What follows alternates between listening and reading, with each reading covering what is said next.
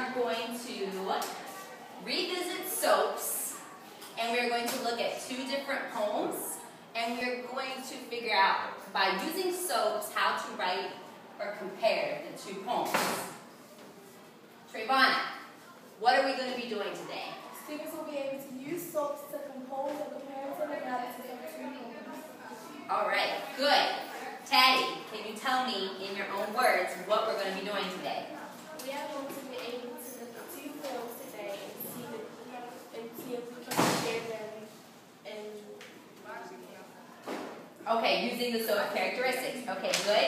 So Devin, by the end of class, we will have done 2 things. What 2 things will we have completed? Create the soaps and write the comparative analysis.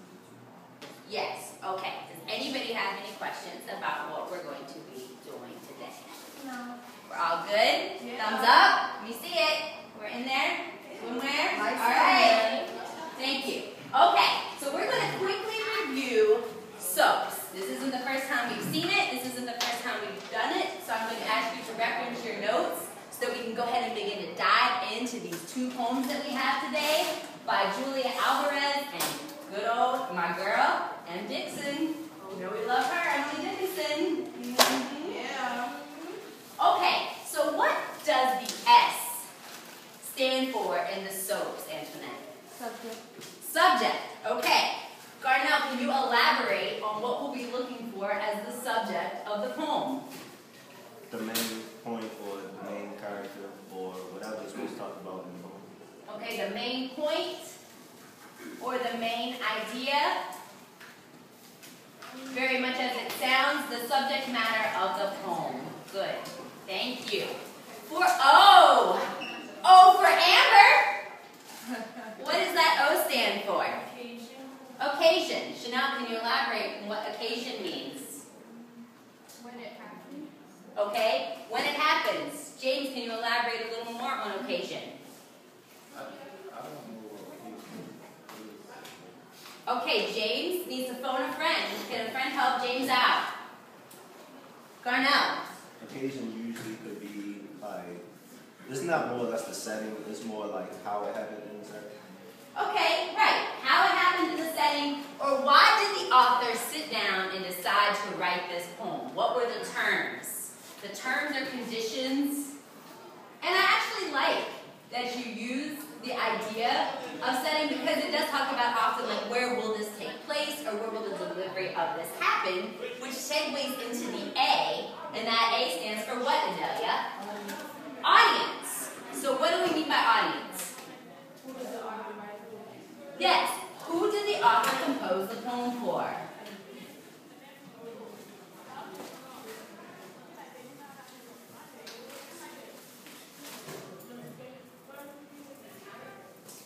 All right. So quickly, Angel, go ahead and recap for me what the S, the O, and the A mean. Subject is the main idea or main point. Occasion is the terms and conditions, while A is audience, discussing who is the poem meant for. Yes. Who or whom was the poem written for? Brianne, what does the P stand for? Purpose. Okay, so what do we mean by purpose? The reason why it was made. How is purpose different than occasion? Christina, how might purpose be different than occasion? I guess occasion could be like what was going on at the time when they were writing it, and purpose could be like maybe they were focusing on a certain subject and they decided to. Okay, all right. Antoinette, you want to add to that or expand on that? I think it sounds like a message, the purpose of the whole, like a message for them. Okay, the purpose might be to deliver a very specific message. So, historically, could anybody think of a historical example of that? I'm going to give you one to put in context. So we could say that the occasion or the era or the time period or what is occurring is the civil rights movement. What might be the purpose for me to write something, Garnell? To establish that racial discrimination was a large problem during the civil rights. Yes, that's great. I read stories in here by a few different authors that was their message. Langston Hughes, perfect, yes. And our last one, the S. S stands for what, Adelia? Speaker. And what does that mean? Adelia? You're not sure? Okay, who can help Adelia out with speaker? Brianne? The narrator. Okay. Is the narrator always the author? No. No, and that is important to remember.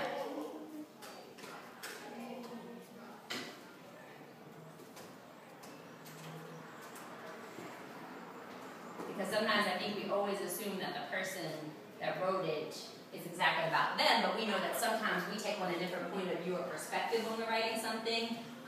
Similar to the poem, The Gift, he wrote from the point of view, it was his own experience, but he wrote from the point of view of how he looked at things as a child, how he looked at things as a husband, and now how he looked at things as a son who had lost his father. So he was traveling through three very different perspectives there, and writing from the point of view of a child. So do we have any questions about the SOAPs? So Trayvon, quickly, SOAPs. What does it stand for? What are we looking for? Okay, subject, the main idea, main subject, so what's the main thing?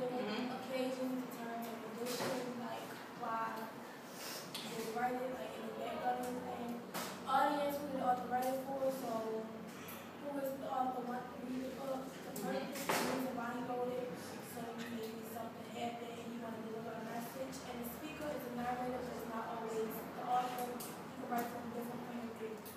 Okay, so we are now going to dive into the I'm Nobody poem by Emily Dickinson, and we're going to also look at dusting. So go ahead and get your poems out, and the first thing we're going to do is we are going to read and annotate, and we're going to be looking for those soaps while we read.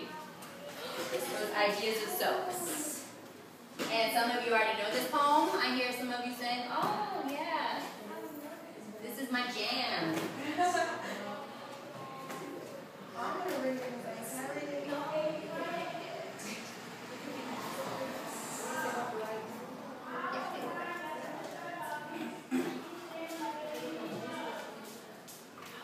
Okay, so can I get a reader to volunteer? So Angel, you can read. You're going to begin by reading I'm Nobody.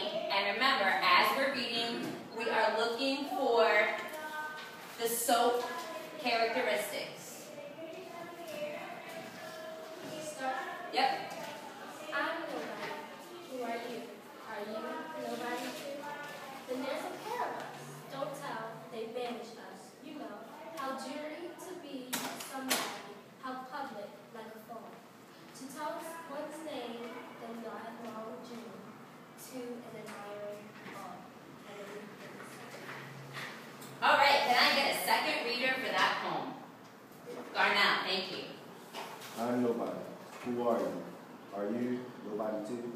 Then there's a pair of us. Don't tell, they banish us. You know, how jury to be somebody. How public like a fraud. To tell one's name, the lifelong journey to be an admiring all. Okay, so now let's think about things that jumped out at us as we began to read this. So I'm going to start with the first line.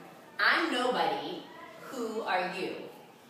Well, the first thing that jumps out to me is this idea of nobody.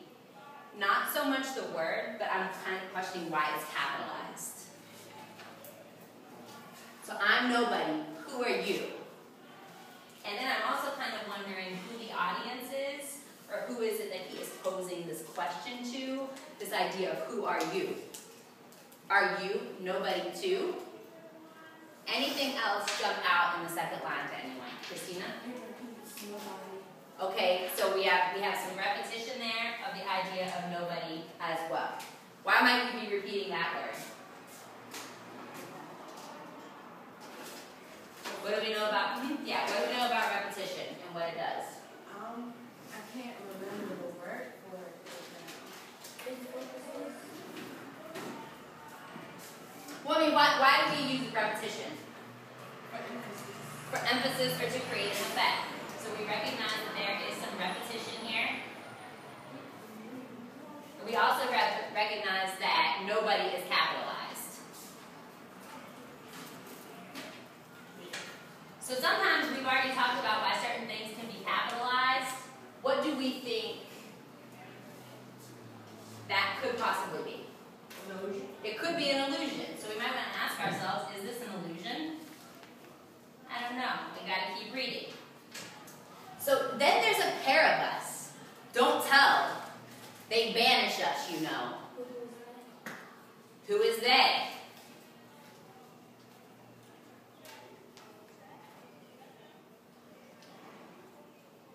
And then we come back to this idea of, you already know they banish us, so who are you? How dreary to be somebody. How public, like a frog. Okay, so we see another word is capitalized. Somebody. Okay, so we might want to come back to asking this idea of, is this another illusion? And then we also see another literary device there. What do we see? We see a simile. And then what do we think about being compared to a frog? Is that a good thing or a bad thing?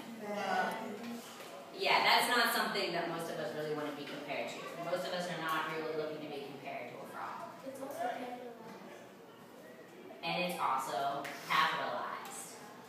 I am going to push on you here though. And why might frog be capitalized?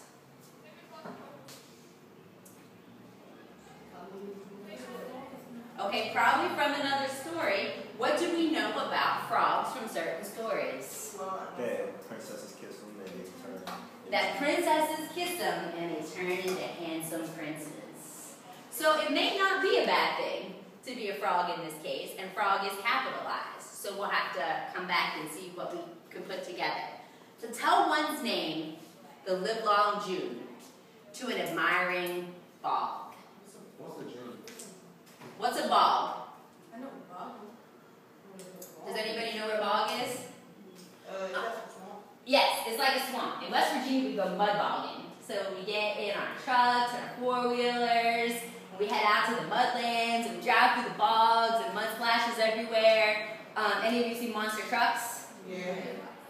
Any of you seen cars that are covered in mud? It looks like people have went mudding or rooting, some people call it. Yeah, you do that in a bog. And a bog is also where a frog lives.